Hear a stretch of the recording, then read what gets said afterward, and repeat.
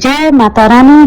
दोस्तों, मेरे दिन त्योहार चैनल पर आपका बहुत बहुत स्वागत है। आज की इस वीडियो में बृहस्पतिवार की कथा शुरू करूंगी। बृहस्पतिश्वर महादेव जी की पूजा होती है। इस दिन एक ही समय भोजन करें। पीले रंग का वस्त्र धारण करना चाहिए। भोजन में चने की दाल होनी चाहिए। नमक नहीं खाया जाता है।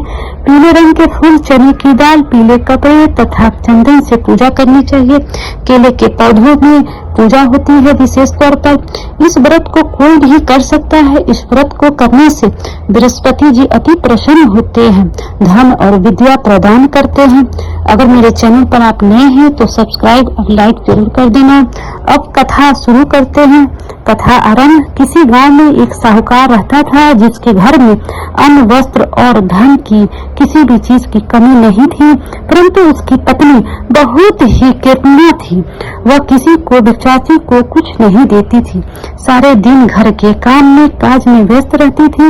एक बार एक साधु महात्मा बृहस्पतिवार के दिन उसके द्वार पर आए और भिक्षा की याचना की। वह उस घर के आंगन में ही लिप रही थी।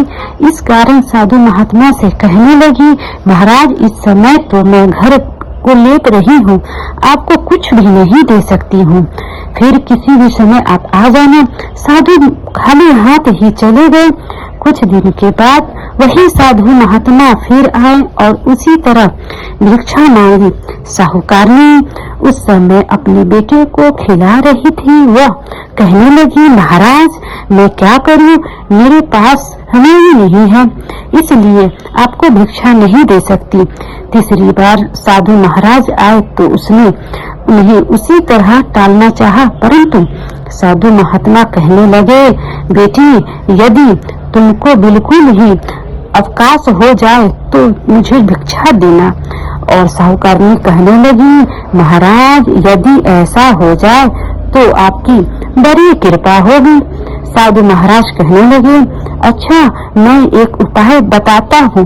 तुम बृहस्पतिवार के दिन चटनी पर उठो और सारे घर में झाड़ू लगाकर कूड़ा एक कोने में जमा कर रखो।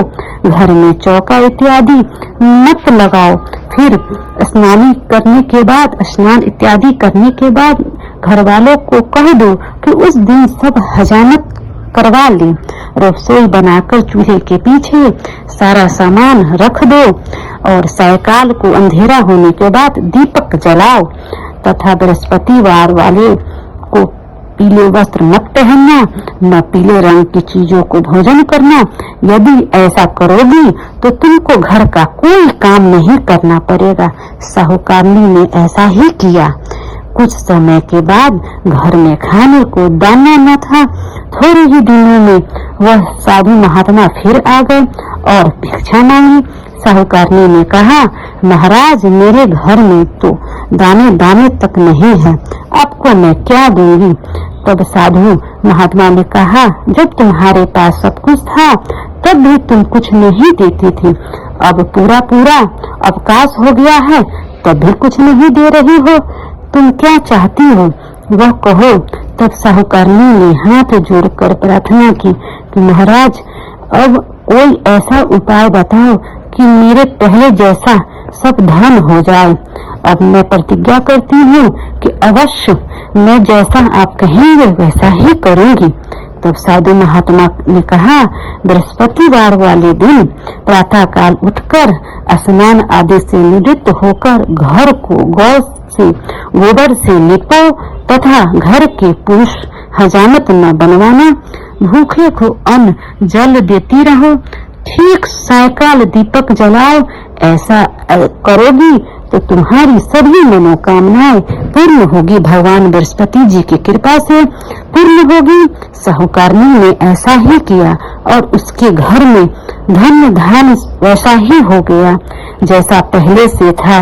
जो मनुष्य इस कथा को पढ़ता है या सुनता है, सभी पाप बृहस्पति जी महाराज की कृपा से नष्ट हो जाते हैं।